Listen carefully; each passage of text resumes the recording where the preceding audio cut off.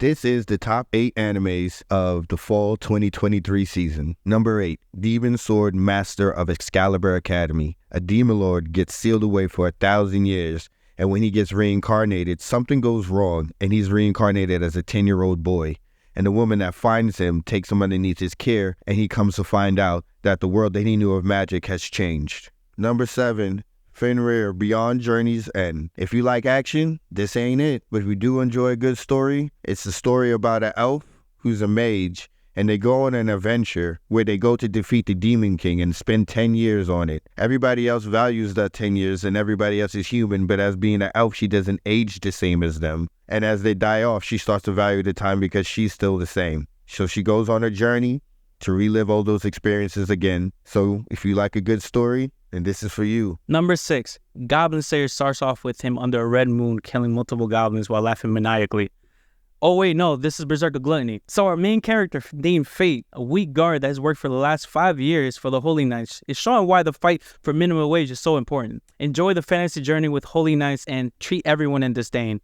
But no worries, we have Roxy, the heart of the Holy Knights that balances out their malice. Our main character tries his best to join the Church of Roxy, killing a man and learning that his skills Gluttony is actually really OP. He can steal and take people's abilities after killing them. He also encounters a magical sword named Greed, whom he gains a bro connection with and goes on a lovely moonlight stroll killing goblins. Watch as Fate, progress his story and have Roxy fall in love with him. Number 5, Shangri-La Frontier. Here we're introduced to the main character Sunruku, a gamer whose hobbies are playing older and buggy VR games for a challenge, and boy can I tell you my man's ready for a Super Smash Bros. Tournament. Here he's persuaded to play a new game, Shangri-La Frontier, where he's gonna play the whole game as Let Me Solo Her from Elden Ring and defeat the game with only a bird mask and his underwear as armor. Will his skills be enough? Number 4, Shy, a superpower anime that gives me all the Boku no Hero feels, but a whole new story to go with it.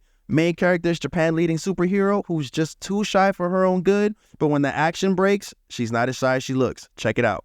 Number 3, Undead Unluck. Pretty much seems like a romance to me. There's a woman who's cursed with unlucky powers. To anyone she touches, dies. That's her unlucky power. She finds a suicidal dude who his powers is he's undead. You can't kill this guy. And he's lived so long that he wants to just die now. So now they make a pretty good power couple. Somebody that wants to die and somebody that just keeps killing somebody without even their will. We'll see how that relationship goes.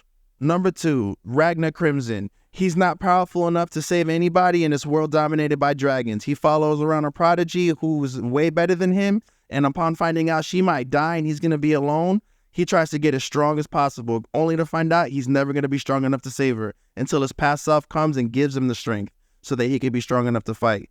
Will he change his future? Find out. Number 1, Kingdom of Ruin. Radia Empire used to thrive off the magic and protection of witches. Now, with the gear expansion, they don't need witches anymore. So public executions happen all over the place. Chloe, the last witch of her time, with ice magic, is executed right in front of her apprentice Adonis. Find out if he takes revenge for his mentor and master.